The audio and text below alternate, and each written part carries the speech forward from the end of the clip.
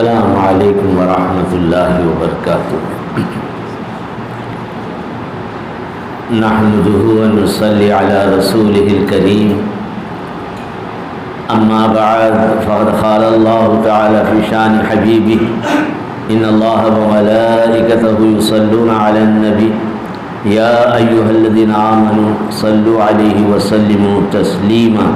اللهم صل على سيدنا مولانا محمد وعلى آله وصحبه أجمعين۔ رب اشرح لي صدري ويسر لي أمري واحلل عقدة من لساني يفقهوا قولي واجعل لي وزيرا من أهلي۔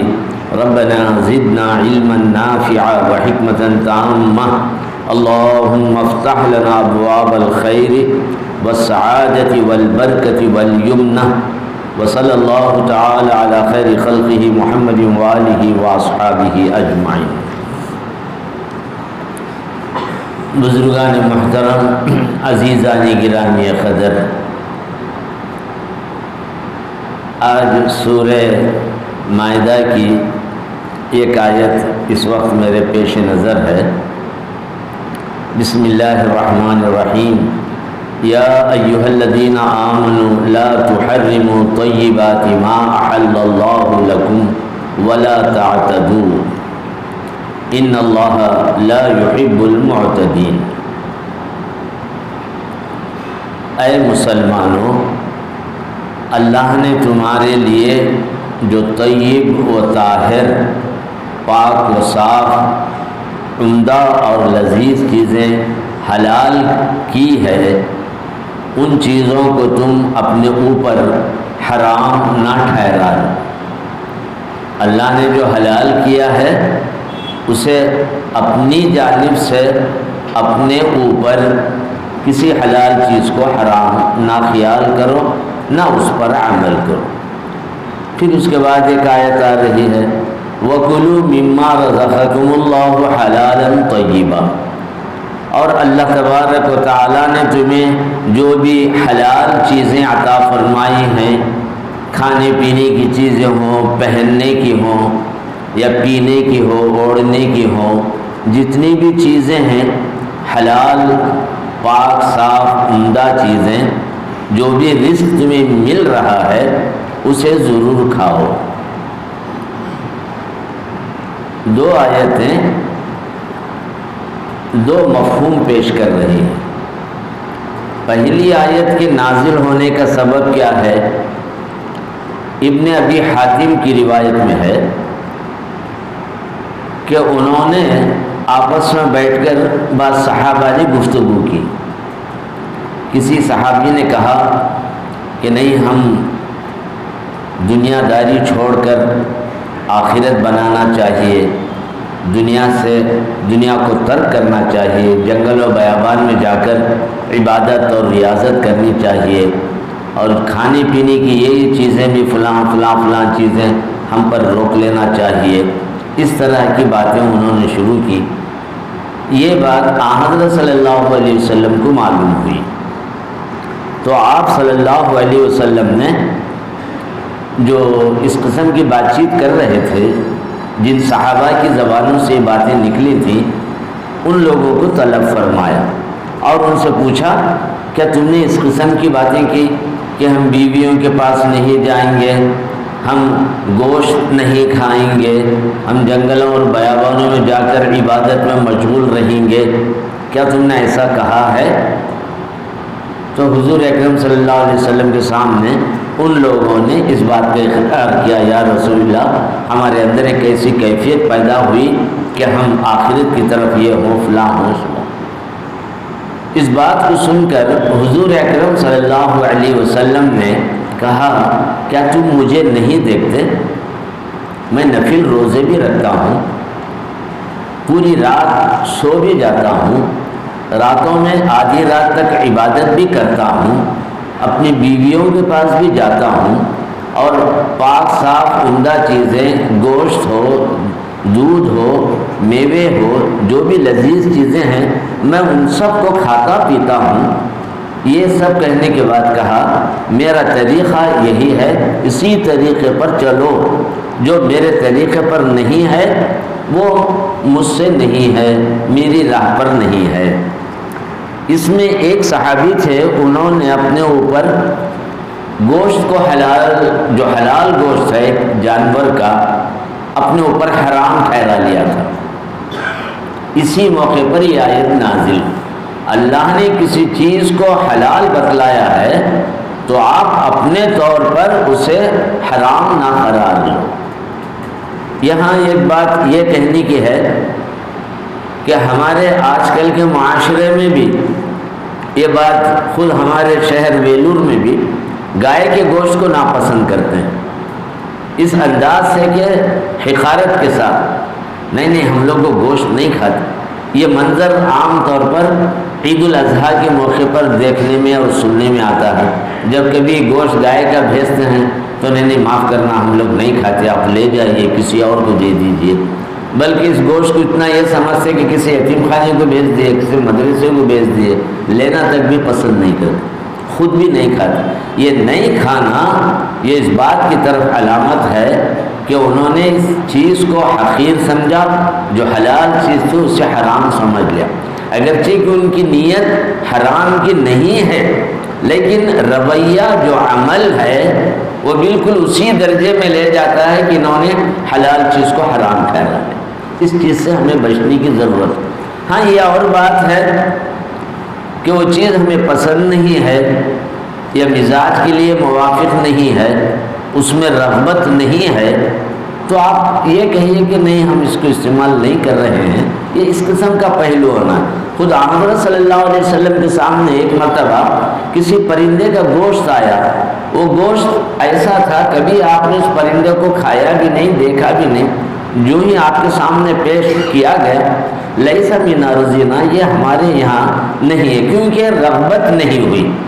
جو جس گوشت سے، جس پرندے سے مانوس ہونا چاہیے، معلوم ہونا چاہیے، وہ رغبت نہیں تھی، تو حضور نے فرمایا کہ نہیں مجھے اس کی طرف رغبت نہیں ہے۔ تو گویا آپ نے اس حلال چیز کو حرام نہیں سمجھا، بلکہ خواہش اور رغبت نہیں ہے، ہماری طبیعتیں اس قسم کی نہیں ہے، ہمارے علاقے میں یہ چیز نہیں ہے، لہٰذا ہم اس کو نہیں کریں۔ یہ فطری چیز ہے، جو چیز غیر مانوس ہے اور طبیعت کے موافق نہیں ہے، رغبت نہیں ہے، آدمی اگر نہیں کھا رہا ہے تو یہ کوئی غلط بات نہیں، لیکن اس کو اس انداز سے کہ بالکل خفی طور پر ہم اس کو اپنے اوپر منع کر لیں، ہم کبھی کھائیں گے نہیں، یہ جملے یقیناً بگاڑ کا معنی پیدا کرتے ہیں۔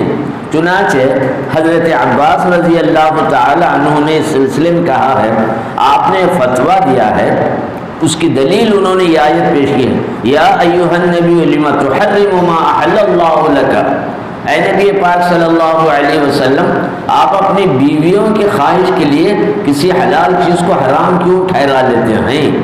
یہ سورہ تحریم کی پہلی آیت ہے۔ اس کے اعتبار سے فتویٰ یہی انہوں نے دیا ہے، اگر کوئی آدمی کسی حلال چیز کو اپنے اوپر حرام ٹھہرا دیا، بالکل یہ کر دیا، تو ایسے آدمی کو کفارہ ادا کرنا چاہیے۔ اب وہ کفارہ بھی اس کی بات ہی کی آیت میں آ رہی ہے، تو یا تو یہ چیز اللہ نے جن چیزوں کو تمہارے لیے مباح کیا ہے تم انہیں اپنے اوپر حرام کر کے تنگی نہ پیدا کرو، یا حد سے زیادہ آگے نہ بڑھ جاؤ۔ چنانچہ وہ آیتیں بھی آ رہی ہیں، لا یؤاخذکم اللہ باللغو فی ایمانکم ولکن یؤاخذکم بما عقدتم الایمان فکفارۃ اطعام 10 مساکین۔ عموماً عام طور پر کسی چیز کو نہیں کھانے کے معاملے میں، کوئی کام نہ کرنے کے معاملے میں آدمی قسم کھا لیتا ہے، قسم ہے میں ایسا نہیں کھاؤں گا، نہیں کروں گا، تو اس کا نتیجہ کیا ہوتا ہے؟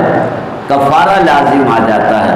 قسمیں اولاً تو کھانا نہیں چاہیے، اگر قسم کھا رہے ہیں، وہ قسم اگر جائز چیز میں ہے تو اس کو پورا کرنا چاہیے، ناجائز چیز میں اگر قسم کھا رہے ہیں تو اس کو پورا نہیں کرنا چاہیے، وہی بات ہے۔ اور جو قسمیں تم ارادے کے ساتھ کھاتے ہیں اس کا تمہیں ادا کرنا، پورا کرنا ضروری ہوتا ہے۔ تو اس قسم کے توڑنے کا کفارہ بتلا دیا، فکفارۃ اطعام 10 مساکین، 10 مسکینوں کو کھانا کھلاؤ. او تطعمون اہلیکم، وہ مسکینوں کو جو کھانا دے رہے ہیں ایسا نہیں کہ معمولی الٹا سیدھا کھانا دیں، بلکہ تمہارے کھانے کا جو معیار ہے اسی کے مطابق دینا چاہیے. دولت مند آدمی ہے تو اپنی دولت کے اعتبار سے اپنے کھانے پینے کے جو مزاج ہے، جو اس کا طریقہ ہے، اسی مطابق. متوسط درمیانی آدمی ہے تو اس درمیانی آدمی، غریب آدمی ہے، معمولی آدمی ہے تو ان اپنے حساب سے 10 مسکینوں کو کھانا کھلائے. یا او کسوتہم او تحریر رقبہ، 3 حصے بتلا دے. 10 آدمیوں کو کھانا کھلاؤ، یا نہیں تو یہ غلام کو آزاد کرو، یا نہیں تو 10 مسکینوں کو کپڑے پہنا دو. یہ قسم کا کفارہ. قسم کبھی بےہودہ معنی میں بھی کہی جاتی ہے. بار بار آدمی تکیے کلام کے طور پر قسم خدا کی، قسم خدا کی، واللہ، باللہ، بخدا، ایسے الفاظ ہیں، اس کو عام طور پر استعمال کرتے ہیں، اس کو لغو کہتے ہیں. اسی لیے یہاں آیت کے اندر بھی یہ لفظ آیا ہے، لا یؤاخذکم اللہ باللغو، تمہاری وہ قسمیں جو لغو ہیں اور بغیر نیت کے ہیں، تکیے کلام کے طور پر ہے، یا تم بات چیت میں بار بار کہتے ہیں خدا کی قسم، اللہ کی قسم، بخدا میرا ارادہ یہ نہیں، ایسا تھا ویسا تھا، ان قسموں پر مواخذہ نہیں ہوگا. لیکن جن قسموں کو تم نے پکے ارادے کے ساتھ کیا ہے، کھایا ہے، قسم کھا لی ہے، اس قسم کو اگر توڑ رہے ہیں تو یہ کفارہ ہے. 10 مسکینوں کو کھانا کھلائیں یا 10 مسکینوں کو کپڑے پہنائیں، ایک غلام کو آزاد کریں. اب تو غلاموں کا معاملہ نہیں. اگر یہ طاقت نہیں ہے فَمَن لَّمْ يَجِدْ فَصِيَامُ ثَلَاثَةِ أَيَّامٍ، اگر یہ کوئی صورت نہیں، کھلا بھی نہیں سکتے، غلام کو بھی آزاد نہیں کر سکتے، کپڑے بھی نہیں دیتے، تو کم از کم 3 دن کے روزے رکھو. ذَلِكَ كَفَّارَةُ أَيْمَانِكُمْ، یہ تمہاری قسموں کا کفارہ ہے. یہاں پر ایک بات یہ بتلائی جا رہی ہے، اس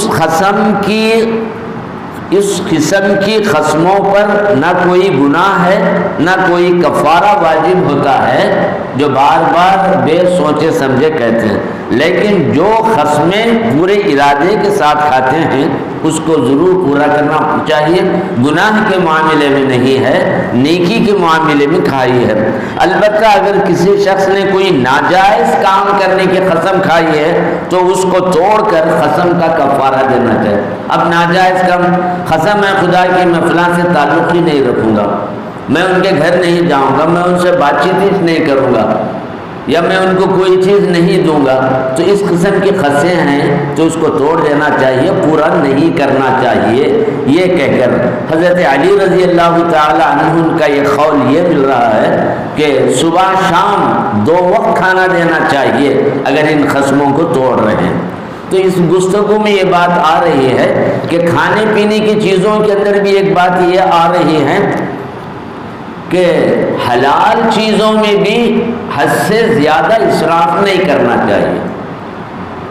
چیزیں پاک صاف ہیں، حلال ہیں، عمدہ ہیں، تمہاری پسندیدہ چیزیں ہیں، لیکن حلال میں بھی اسراف کی حد تک بے جا خرچ کے طور پر اس کو ضائع کرنے کی حد تک کرنا، یہ بھی گناہ کے معاملے میں رکھا ہے. عموماً یہ وبا بھی ہمارے معاشرے کے اندر عام طور پر پائی جاتی ہے کہ دعوتوں کے اندر اگرچہ کہ ساری حلال طیب و طاہر چیزیں رکھی جاتی ہیں، لیکن اس میں بھی ضرورت سے زیادہ جو خرچ کیا جاتا ہے، اور خرچ اگر کھانے میں استعمال میں آ رہا ہے تو کوئی بات نہیں، اگر وہ چیز ضائع ہو رہی ہے تو یہ چیز اللہ تبارک و تعالیٰ کو پسند ہے. کلوا واشربوا ولا تسرفوا، قرآن کریم کے الفاظ صاف ہیں. تم اپنی پسند سے، اپنے من چاہے طریقے سے جتنا بھی کھاؤ پیو، لیکن اس کے اندر اسراف اور خراب نہ کیا کرو. یہ گفتگو تو اس سلسلے میں تھی. وہ دونوں باتوں کی وضاحت یہ تھی کہ ایک چیز یہ ہے کہ دنیا ترک کرنا، بیویوں سے الگ رہنا، رات رات بھر جگ کر عبادتیں کرنا، بیویوں کو چھوڑ کر چلے جانا، یہ سب کوئی دینداری کی بات نہیں ہے۔ حضرت عبداللہ ابن عمر رضی اللہ تعالیٰ عنہ کی اہلیہ رسول اکرم صلی اللہ علیہ وسلم کے پاس آئی اور کہا کہ عبداللہ کا عجیب معاملہ ہے، دن میں روزے رکھتے ہیں، رات رات بھر عبادت میں مشغول رہتے ہیں، یہ انہوں نے اپنا معمول بنا لیا ہے۔ تو حضور اکرم صلی اللہ علیہ وسلم سے انہوں نے ان کی حالت بیان کرتے کرتے یہ بات کی طرف بھی اشارہ کر دیا کہ راتوں کے میرے ساتھ جو میرا حق ہے وہ ادا نہیں ہو رہا ہے۔ اسی لیے حضور اکرم صلی اللہ علیہ وسلم نے عبداللہ ابن عمر کو بلایا اور سمجھایا کہ اس قسم کی حرکت تمہیں نہیں ہونی چاہیے، لہذا بیوی کا بھی حق ادا کرو اور تمہارے آرام بھی کرو، روزے بھی رکھو، روزے بھی چھوڑو، کھاؤ پیو، ہر چیز کو توازن کے ساتھ، بیلنس کے ساتھ لے جاؤ۔ یہ بھی ایک اسلام کا طریقہ ہے۔ ذرا جوش اور جذبہ آ گیا تو بے حساب نفلیں پڑھ لیے، جوش اور جذبہ آیا کئی پارے قرآن کی تلاوت کرنے لگے، بے حساب خرچ اللہ کی راہ میں کرنے لگے۔ یہ نہیں، آدمی کو حد سے آگے بڑھ کر نیکی کے معاملے میں بھی اس قسم کے کام نہیں کرنا چاہیے۔ خرچ کرے تو بھی سوچ سمجھ کر اپنے اہل و عیال کے لیے رکھ کر خرچ کرنا چاہیے۔ نیکی جو بھی کر رہے ہیں، روزے بھی رکھ رہے ہیں تو اپنی طاقت، اپنے مزاج کو رکھنا، چھوٹی ہی نیکی کرتے رہیں لیکن اس پر معمول رہے، ہمیشہ کا معاملہ رہے۔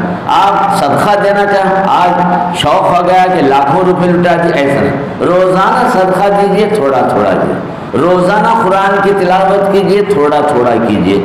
یہ اس قسم کی بات رسول اکرم صلی اللہ علیہ وسلم سے۔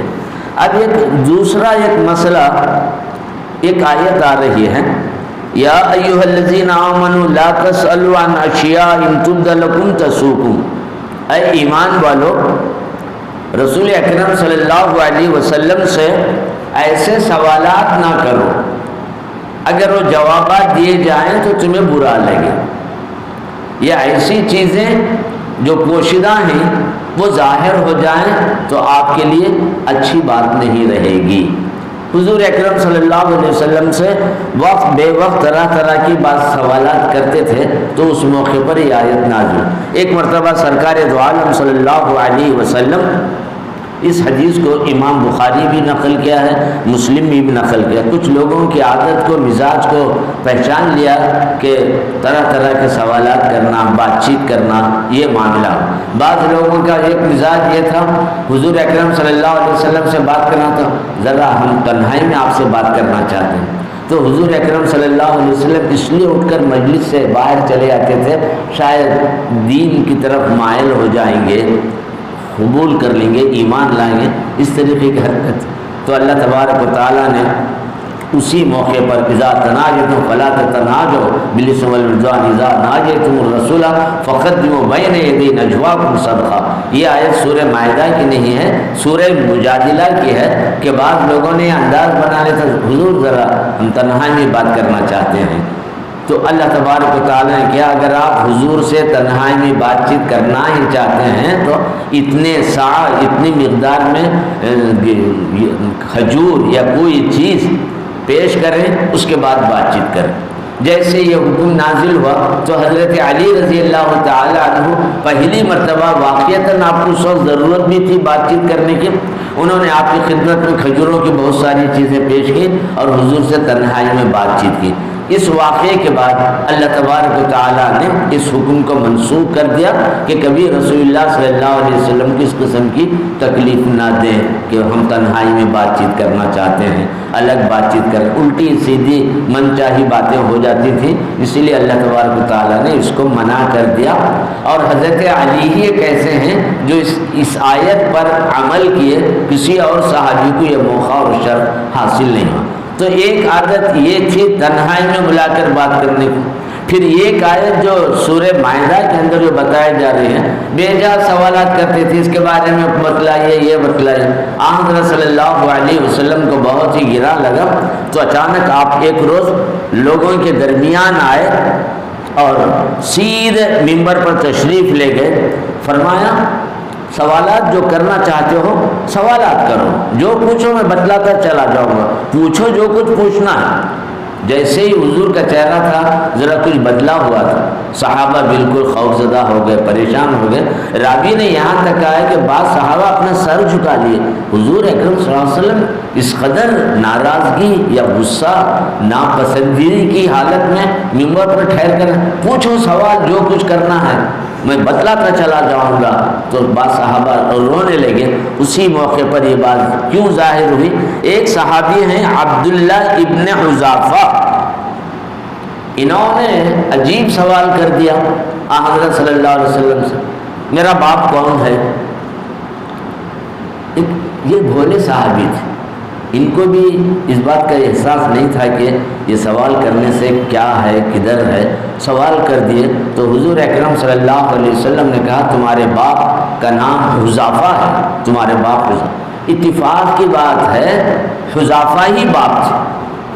یہ اطلاع ان کی ماں کو ہوئی، ماں کو ہوئی تو فوراً کہتا ہے بیٹے تم کتنے نادان نافرمان ہو، اللہ کا شکر ہے کہ میرا دامن پاک و صاف۔ زمانے جاہلیت میں کس قسم کی زندگیاں گزرتی تھی تمہیں نہیں معلوم، اس وقت بھی میرا دامن پاک ہے، واقعتاً تمہارے باپ حذافہ ہی ہیں، اور اگر یہ بات نہیں ہوتی کسی اور سے میرا ناجائز تعلق ہو جاتا اور حضور اکرم صلی اللہ علیہ وسلم بتلا دیتے کہ تمہارا باپ فلاں ہے، حذافہ نہیں ہے تو فلاں ہے، تو سب کے سامنے میں شرمندہ ہو جاتی اور خود تم بھی شرمندہ ہو جاتے۔ تو اسی موقع پر یہ آیت طیبہ نازل ہوئی، یا ایھا الذین آمنوا لا تسألوا عن اشیاء ان تبد لکم تسؤکم۔ اگر تم اس طرح کے سوالات کرتے رہو گے حضور اکرم صلی اللہ علیہ وسلم اس کو ظاہر فرما دیں گے۔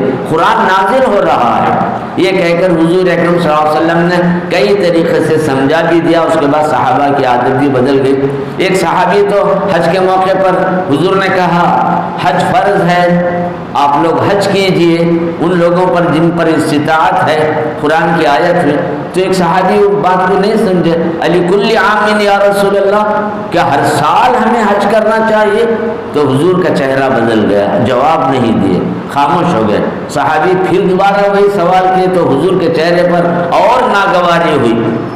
اس کے بعد صحابہ نے بھی محسوس کیا، اس صحابی نے بھی احساس کیا کہ حضور کو میرا پوچھنا اچھا نہیں لگ رہا ہے، سوال کرنا اچھا نہیں لگ رہا، تو خاموش ہو گئے، بیٹھ گئے۔ تو اس کے بعد حضور نے فرمایا سوالات زیادہ نہ کرو کیونکہ قرآن نازل ہو رہا ہے، اگر تم سوالات کرتے جائیں گے تو احکامات آتے چلے جائیں گے۔ اگر اس وقت میں ہاں بھی کہہ دیتا ہر آدمی پر ہر سال حج کرنا فرض ہو جاتا، لیکن تمہارے اندر اتنی سکت نہیں کہ ادا کر سکے۔ یہ کہہ کر بنی اسرائیل کی مثال دی، یہودیوں کی عادت تھی حضرت موسیٰ سے بیجا سوالات کیا کر۔ سورہ بقرہ میں بڑی تفصیل ہے، اس کی میں نے وضاحت چھوڑ دی کہ انہوں نے کہا کہ نہیں ایک گائے ذبح کرو، تو انہوں نے پوچھنا شروع کیا کیسی ہونا، کیا رنگ کی ہونا، کس عمر کی ہونا، تو جیسے جیسے پوچھتے جاتے تھے احکامات نازل ہو جاتے۔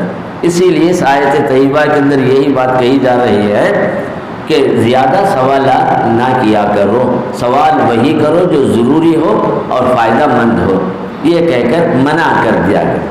اس گفتگو کے بعد اب میں بڑی ایک نازک بحث کی طرف جا رہا ہوں، وہ ہے وَهُوَ الْقَاهِرُ فَوْقَ عِبَادِهِ وَيُرْسِلُ عَلَيْكُمْ حَفَظًا، وہی ہے غالب قوت والا بندوں کے اوپر، وہی تمہارے لیے حفاظت کے لیے فرشتوں کو بھیج رکھا ہے، فرشتوں کو۔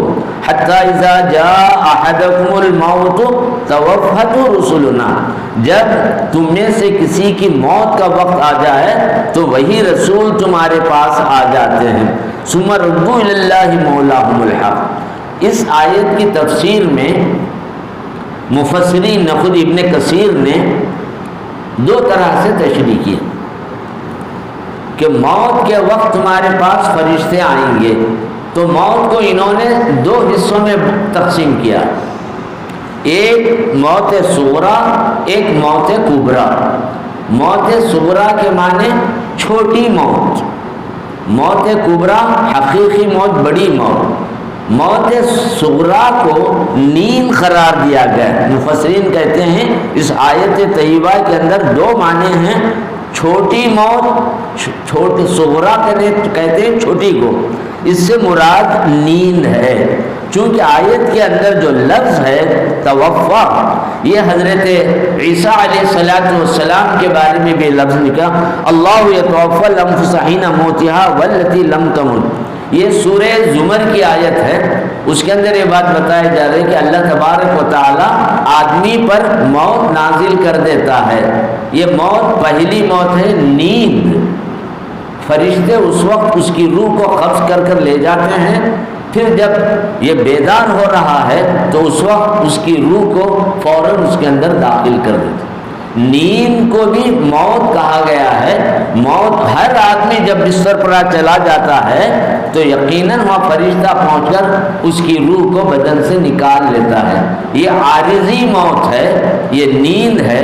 اس کے بعد پھر اللہ تبارک و تعالیٰ کو منظور ہے کہ اسے زندہ رکھنا، تو پھر بدن میں روح داخل ہو جاتی ہے. چنانچہ میں مفسری کے الفاظ کہ آپ کو سنا دیتا ہوں. اللہ تعالیٰ آدمیوں کو ان کی موت کے وقت مار ڈالتا ہے جن کی موت نہیں آئی، انہیں نیند کے وقت فوت کر لیتا ہے. نیند کے وقت بھی روح نکال لی جاتی ہے. پھر اللہ کو منظور ہے کہ اسے بیدار کرے، زندگی دے، تو پھر فرشتے وہاں اسے پہنچا. پھر کسی آدمی کی روح پوری قبض کرنا ہے، پھر اس میں داخل کرنے کا سوال ہی نہیں ہے. جس کو موت کبریٰ کہا گیا ہے، پھر اس میں داخل ہونے کا سوال ہی نہیں پیدا ہوتا. چنانچہ لہو معقبات من بین یدیہ ومن خلفہ، اللہ نے کچھ فرشتوں کو ہر آدمی کے ساتھ لگا رکھا ہے جو اسے اس کے بدن کی حادثات سے اس کی حفاظت کرتے ہیں. 13 پارے میں وہ آیت ہے. وہاں بڑی لمبی چوڑی تفصیل ہے، جو حضرات دیکھنا چاہیں کئی تفسیروں میں اس مل جاتی ہے کہ اللہ نے 2 قسم کے فرشتے پیدا کیے.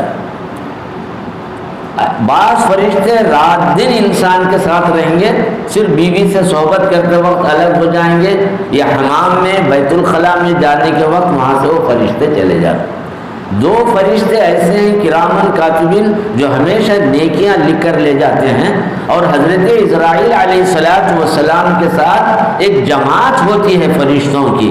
یہ فرشتے ان کے ساتھ اگر کسی کو دائمی طور پر موت کبریٰ روح کو قبض کر کے لے جانے کا ارادہ کرتے ہیں تو یہ آتے ہیں. روح کو قبض کر کے حلقوم تک جب آ جاتی ہے تو اس حضرت اسرائیل علیہ السلام وہاں سے اس روح کو لے کر لپیٹ کر سیدھے آسمانوں پر لے جاتے ہیں. وہاں پر تمام فرشتے اسے مرحبا مرحبا کہتے ہیں. اوپر جانے کے بعد پھر اسے لے آ کر زمین تک پہنچا دیتے ہیں. کافر کی روح کا بھی یہی معاملہ ہے. اس کے ساتھ اس قسم کا تعظیم اور تکریم کا معاملہ نہیں ہوتا. آسمان کے دروازے بند رہتے ہیں. پوچھا جاتا ہے کہ کس کی روح آ رہی ہے تو فلاں کی ہے، تو بالکل ہمارے پاس اس کے لیے کوئی نہیں ہے، اس کے لیے کوئی خوشی کی بات نہیں، لے جائیے اس کو. تو لے جا کر پھر اسے واپس کر دیا جاتا. تو روحیں آسمانوں تک جاتی ہیں. مومنوں کی بھی جاتی ہیں، کافروں کی بھی جاتی ہیں. مومنوں کی روحیں وہاں سے آ کر علیین میں پہنچتی ہیں. کافرین کی روحیں سجین میں پہنچتی ہیں. سجین زمین کے نچلے حصے میں ہے، وہاں پر کافروں کی روحیں، مومنوں کی روحیں علیین میں ہے. پھر مومن روح کے لیے جو اعزاز ہے، یا ایتھا النفس المطمئنہ، اے نفس مطمئنہ چل اپنے پروردگار کی طرف، خوشی کے ساتھ چل، رضامندی کے ساتھ چل. گویا موت کے وقت اسے آسانی ہوتی ہے، وہاں کے مناظر، وہاں کی ساری چیزیں دیکھ کر ہنسی خوشی کے ساتھ اسے لے جاتے ہیں. اور اسی وقت ارجعی الی ربک، اپنے رب کے پاس جا، میرے بندوں میں شامل ہو جا، میری جنت میں داخل ہو جا. یہ اہل ایمان کی ارواح کے ساتھ یہ معاملہ ہوتا ہے. اس طریقے سے یہ بات آئی. تو کہنے کا خلاصہ ہے، بڑی تفصیلی بحث ہے. نیند کے وقت بھی انسان کی روح فرشتے نکال لیتے ہیں. اگر اسے زندگی منظور ہے تو پھر داخل کر دیتے ہیں. پھر فرشتے موت کے وقت نکال لیتے ہیں تو پھر داخل نہیں کرتے. حضرت اسرائیل کے ساتھ کئی فرشتے ہوتے ہیں. ایک بات ان آیتوں کی تفسیر ہے. دوسری ہے لہو معقبات من بین یدیہ، کئی فرشتوں کو اللہ نے ہر ایک آدمی کے ساتھ کئی فرشتے رکھے. تفسیر میں یہاں تک ملتا ہے صرف آنکھ کی حفاظت کے لیے 7 فرشتے اللہ تبارک و تعالیٰ نے رکھے۔ اس طریقے سے یہ نظام اللہ تبارک و تعالیٰ۔ ایک اور چھوٹی سی بات پر اپنی بات کو میں ختم کر دینا چاہتا ہوں، جس میں نبی اکرم صلی اللہ علیہ وسلم کی دعا کے تعلق سے ہے کہ حضرت صلی اللہ علیہ وسلم نے ایک مرتبہ مسجد بنی معاملہ کے اندر وہاں پہنچے، اور اس موقع پر رسول اکرم صلی اللہ علیہ وسلم نے اللہ تبارک و تعالیٰ سے دعا کی۔ مسند احمد کے اندر ہے، حضرت صلی اللہ علیہ وسلم ہم سب حضور کے ساتھ آ رہے تھے، مسجد بنی معاویہ میں گئے، 2 رکعت نماز ادا کی، ہم نے بھی آپ کے ساتھ نماز کی، پھر آپ نے بڑی لمبی دعا فرمائی اور فرمایا میں نے اپنے رب سے 3 چیزیں طلب کی۔ ایک چیز کہ آسمان سے آگ، بلائیں، آفتیں ایسی نازل نہ فرما جس سے پوری امت ختم ہو کر رہ جائے، وہ ایک چیز۔ پھر دوسری چیز یہ پوچھی زمین کے نیچے سے ایسی چیزیں نہ آئے کہ زلزلے پورے کے پورے ختم ہو جائیں، اوپر سے بھی عذاب نہیں، نیچے سے بھی عذاب نہیں، دونوں چیزوں کو اللہ تبارک و تعالیٰ نے قبول کیا۔ تیسری چیز، اب یہ زمین کی اس میں خواہش سالی وغیرہ کئی چیزیں، مختصر یہ ہے آسمانی بلاؤں سے بھی جس سے پوری امت ہلاک ہو، یا زمینی بلاؤں سے بھی پوری امت ہلاک ہو جائے، اس سے بچا۔ تو دونوں موقع پر جبرائیل علیہ السلام کے ذریعے سے قبولیت کی بشارت آپ کو دی۔ اس کے بعد حضور نے ایک اور دعا مانگی، اے اللہ میری امت کے لیے دعا بھی فرمائی کہ ان آپس میں پھوٹ نہ ہو، یہ ایک دوسرے کے خون کے پیاسے نہ ہو، ان کے درمیان باہمی ربط و ضبط ہو، محبتیں اور الفتیں ہوں۔